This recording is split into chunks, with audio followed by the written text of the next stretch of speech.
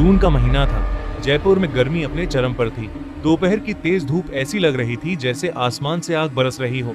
आरव सिर्फ 12 साल का था और शहर के एक प्राइवेट स्कूल में पढ़ता था। कुछ ही दिन पहले वह अपने माता पिता के साथ शहर के बाहरी इलाके में बने एक नए अपार्टमेंट कॉम्प्लेक्स में रहने आया था। पूरी बिल्डिंग में अभी बहुत कम लोग रहते थे। ज्यादातर फ्लैट खाली पड़े थे और आसपास का इलाका भी काफी सुनसान था। उस दिन गर्मी बाकी दिनों से भी ज्यादा थी। तेज लू चल रही थी। हालात इतने खराब थे कि स्कूल प्रशासन ने सुबह अचानक बच्चों की छुट्टी कर दी। उन्हें डर था कि इतनी गर्मी में किसी बच्चे की तबीयत खराब न हो जाए। आरव के माता पिता दोनों नौकरी करते थे। उसी सुबह उन्हें अचानक जरूरी काम से बाहर जाना पड़ा। जाने से पहले उन्होंने आरव से कहा कि वे जल्द वापस आ जाएंगे, लेकिन उस दिन आरव को घर में अकेले ही रहना पड़ा। सुबह से ही बिजली बंद थी। बंद पंखे और बढ़ती गर्मी के कारण आरव की हालत खराब होने लगी। उसका सिर भारी हो रहा था, उसे चक्कर आने लगे और कुछ ही देर में उसे तेज बुखार भी चढ़ गया। वह किसी तरह अपने कमरे से बाहर आया, लेकिन अचानक उसकी आंखों के सामने अंधेरा छा गया। आरव फर्श पर गिर पड़ा। तभी एक अजीब चीज हुई। पंखा बंद था, खिड़कियां भी बंद थीं। फिर भी कमरे में अचानक बर्फ जैसी ठंडी हवा चलने लगी। आरव ने कमजोर आवाज में खुद से कहा, शायद बुखार की वजह से उसे ठंड महसूस हो रही है। उसकी आंखें धीरे धीरे बंद होने लगी। तभी उसकी धुंधली नजर घर के लंबे और अंधेरे कॉरिडोर पर पड़ी। कॉरिडोर के फर्श पर कुछ निशान दिखाई दे रहे थे, खून से सने छोटे छोटे पैरों के निशान। आरव की धड़कन तेज हो गई। वह उन निशानों को देखते हुए कुछ समझ पाता उससे पहले ही घर की दीवारों के पीछे से धीमी धीमी आवाजें आने लगीं। किसी बच्चे के रोने की आवाज, फिर किसी के चिल्लाने की, फिर अचानक वही आवाज बहुत धीमी गुर्राहट में बदल गई। आरव डर के मारे हिल भी नहीं पा रहा था। उसकी सांसें भारी होने लगी। अब उसकी नजर कॉरिडोर के आखिरी कोने पर टिक गई थी। वहां अंधेरे के बीच एक काला साया खड़ा था। आरव ने अपनी आंखें मली। साया अभी भी वहीं था। कुछ सेकंड बाद वह साया धीरे धीरे आगे बढ़ने लगा। अंधेरे से एक बच्चा बाहर आया। वह आरव की ही उम्र का लग रहा था। आरव का पूरा शरीर कांपने लगा। उस बच्चे के चलने का तरीका बिल्कुल सामान्य नहीं था। उसकी गर्दन एक तरफ झुकी हुई थी और उसके हाथ पैर अजीब तरीके से मुड़े हुए थे। हर कदम के साथ उसके शरीर से हल्की सी हड्डियों के खिसकने जैसी आवाज आ रही थी। उसके पैर जमीन पर ठीक से टिक भी नहीं रहे थे। वह धीरे धीरे आरव की तरफ बढ़ता रहा। उसके मुंह से हल्की गुर्राहट निकल रही थी। जैसे ही वो लिविंग रूम की हल्की रोशनी में आया, आरव की सांस रुक गई। वह बच्चा इंसान जैसा नहीं दिख रहा था। उसका चेहरा नीला पड़ चुका था। आंखें असामान्य रूप से खुली हुई थीं। शरीर पर सड़ने के गहरे निशान थे और गले के आसपास काले नीले निशान साफ दिखाई दे रहे थे। वो सीधे आरव के पास आया। फिर बिना कुछ कहे उसने अपना हाथ आरव के माथे पर रख दिया। उसका हाथ इतना ठंडा था जैसे बर्फ का टुकड़ा हो।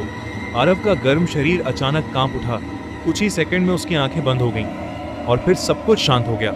शाम को आरव के माता पिता घर लौटे। जैसे ही उन्होंने दरवाजा खोला, दोनों रुक गए। घर के अंदर से सड़ी हुई चीज जैसी तेज बदबू आ रही थी, लेकिन उससे भी ज्यादा अजीब बात थी घर का तापमान। बाहर भयंकर गर्मी थी, जबकि घर के अंदर इतनी ठंड थी कि उनकी सांस से हल्की भाप निकल रही थी। पूरे फ्लैट की लाइटें बंद थीं। आरव की मां ने घबराकर आवाज लगाई, आरव। कोई जवाब नहीं आया। उन्होंने दोबारा पुकारा, बेटा कहाँ हो? फिर भी कोई आवाज नहीं आई। दोनों आरव को ढूंढते हुए लिविंग रूम की तरफ बढ़े। आरव की मां ने अपने फोन की फ्लैशलाइट ऑन की। जैसे ही रोशनी कमरे के बीच में पहुंची, उनके मुंह से डर के मारे चीख निकल गई। आरव फर्श पर बैठा था, लेकिन वह जिस तरह बैठा था वह बिल्कुल इंसानी नहीं था। उसका सिर नीचे झुका हुआ था, बाल चेहरे पर बिखरे थे, उसकी रीढ़ और पैर अजीब तरीके से मुड़े हुए थे। कुछ सेकंड बाद आरव ने धीरे धीरे अपना सिर उठाया। उसकी आंखें पूरी तरह काली दिखाई दे रही थीं। उसका चेहरा नीला पड़ चुका था। वह अपने शरीर को अजीब झटके दे रहा था और उसके गले से किसी जानवर जैसी भारी गुर्राहट निकल रही थी। माँ अपने बेटे को देखकर रोते हुए उसकी तरफ बढ़ी, लेकिन उसके पिता ने तुरंत उनका हाथ पकड़कर रोक लिया। उन्हें महसूस हो चुका था कि उनके बेटे के साथ कुछ बहुत गलत था। उन्होंने जोर से कहा, आरव। आरव ने उनकी तरफ देखा और अचानक पहले से भी ज्यादा जोर से गुर्राने लगा। तभी कमरे की दीवारों से एक अजीब आवाज आने लगी। नए अपार्टमेंट की चमकदार दीवारों पर लगा पेंट जगह जगह से फूलने लगा। फिर वह धीरे धीरे नीचे गिरने लगा। पेंट के नीचे से पुरानी काली दीवारें दिखाई देने लगी। आरव अचानक फर्श से उठा। उसने अपनी माँ की तरफ देखा और बिना किसी चेतावनी के पूरी ताकत से उनकी तरफ दौड़ा। फिर वह सीधा दीवार से जा टकराया। उसका सिर दीवार पर इतनी जोर से लगा कि वह वहीं बेहोश होकर गिर पड़ा। उसकी माँ चीखते हुए उसके पास पहुंची। आरव के सिर से खून निकल रहा था। वह उसे गोद में लेकर रोने लगी। बेटा, आंखें खोलो। कुछ पल बाद आरव की आंखें खुली। उसने अपनी माँ की तरफ देखा। अगले ही पल उसने उनके बालों को जोर से पकड़ लिया। उसकी पकड़ इतनी मजबूत थी कि उसकी माँ दर्द से चीख उठी। उन्होंने खुद को छुड़ाने की कोशिश की, लेकिन आरव ने अचानक उन्हें पीछे धकेल दिया। फिर वो अजीब तरीके से हंसने लगा। उसकी हंसी पूरे कमरे में गूंजने लगी। आरव के पिता गुस्से और डर के बीच उसके पास पहुंचे और उसे रोकने की कोशिश की। उन्होंने उसे एक जोर का थप्पड़ मारा, लेकिन आरव पर इसका कोई असर नहीं हुआ। वह बस हंसता रहा। फिर उसने अपने पिता को इतनी ताकत से धक्का दिया कि वे कई फीट दूर जाकर फर्श पर गिर पड़े। उनके सिर में जोर की चोट लगी और वे कुछ पल के लिए वहीं पड़े रह गए। आरव की हालत देखकर उसके माता पिता पूरी तरह डर चुके थे। दोनों कुछ दूरी पर खड़े होकर अपने बेटे को देखते रहे। उनकी आंखों से आंसू निकल रहे थे। माँ ने कांपती आवाज में भगवान का नाम लेना शुरू किया, लेकिन जैसे ही उन्होंने ऐसा किया, आरव का चेहरा अचानक बदल गया। वह उन्हें देखकर गंदी गंदी बातें बोलने लगा। फिर उसकी नजर पास रखे एक क्रिकेट बैट पर गई। उसने बैट उठाया और धीरे धीरे उनकी तरफ बढ़ने लगा। आरव के पिता ने बिना समय गंवाए अपनी पत्नी से कहा, तुम अभी बाहर जाओ, किसी को लेकर वापस आओ। आरव की माँ भागकर फ्लैट से बाहर निकल गईं। कुछ समय बाद वो अपने बड़े भाई और एक स्थानीय पंडित को लेकर वापस लौटी, लेकिन जैसे ही उन्होंने घर का दरवाजा खोला, तीनों के होश उड़ गए। पूरा घर बुरी तरह तहस नहस हो चुका था। सामान जगह जगह बिखरा था। आरव और उसके पिता दोनों फर्श पर बेहोश पड़े थे। पंडित ने तुरंत घर के अंदर कुछ मंत्र पढ़े। फिर उन्होंने आरव की माँ से कहा, इन दोनों को अभी अस्पताल ले जाइए, यहाँ रुकना ठीक नहीं है। आरव की माँ और उनके भाई दोनों घायल आरव और उसके पिता को लेकर बाहर निकल गए। पंडित वहीं रुक गए। उन्होंने पूजा की तैयारी शुरू की। कुछ ही देर में हवन जलाया गया, लेकिन अजीब बात ये थी कि आग बार बार अपने आप बुझ रही थी। पंडित ने फिर से मंत्र पढ़े। तभी पूरे घर में एक छोटे बच्चे के रोने की आवाज गूंजने लगी। फिर वही आवाज अचानक गुर्राहट में बदल गई। पंडित ने आंखें बंद करके मंत्र पढ़ना जारी रखा। कुछ सेकंड बाद उन्होंने अचानक आंखें खोल दी। उनके चेहरे पर डर साफ दिखाई दे रहा था। उन्होंने तुरंत बाहर निकलते हुए कहा, ये घर अभी छोड़ना पड़ेगा। क्यों? आरव के मामा ने घबरा कर पूछा।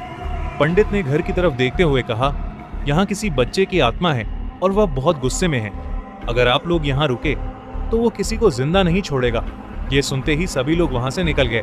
अगले दिन आरव के माता पिता ने बिल्डिंग के ब्रोकर को बुलाया। उन्होंने उससे पूरे घर के बारे में सच बताने के लिए कहा। पहले तो ब्रोकर कुछ भी बताने को तैयार नहीं था, लेकिन जब उस पर लगातार दबाव डाला गया तो आखिरकार उसने पुराना राज खोल दिया। कई साल पहले उसी जमीन पर एक पुरानी इमारत हुआ करती थी। उस इमारत में एक बेहद हिंसक बच्चा अपने माता पिता के साथ रहता था। लोगों का कहना था कि उस बच्चे का व्यवहार बचपन से ही बहुत अजीब था। एक रात उसका अपने माता पिता से भयानक झगड़ा हुआ। गुस्से में उसने क्रिकेट बैट से दोनों पर हमला कर दिया। कुछ ही देर बाद दोनों की मौत हो गई और फिर उस बच्चे ने इमारत की छत से कूदकर अपनी जान दे दी। उस घटना के बाद से वह घर कभी सामान्य नहीं रहा। जो भी परिवार वहां रहने आया, कुछ न कुछ अजीब जरूर हुआ। कई लोगों ने दावा किया कि उन्हें एक छोटे बच्चे का साया दिखाई देता था। किसी ने रोने की आवाज सुनी, किसी ने रात में कदमों की आवाज सुनी और कुछ लोगों ने तो यह भी बताया कि उस बच्चे ने उन्हें नुकसान पहुंचाने की कोशिश की। कोई भी उस जगह को खरीदने के लिए तैयार नहीं था। आखिरकार बिल्डर ने पुरानी इमारत गिरवा दी और उसकी जगह नया अपार्टमेंट कॉम्प्लेक्स बनवा दिया। फिर फ्लैटों को बाजार की कीमत से बहुत कम दाम पर बेच दिया गया। आरव के माता पिता को जब यह पूरी सच्चाई पता चली तो उन्होंने उसी समय फैसला कर लिया। उन्होंने वह घर हमेशा के लिए छोड़ दिया। कई साल गुजर चुके हैं। आज वह पूरी बिल्डिंग लगभग खाली पड़ी है। धीरे धीरे उसकी हालत भी खराब हो चुकी है। जयपुर की एक पॉश कॉलोनी के बीचों बीच खड़ी उस बिल्डिंगों में हर आके बाद वहां के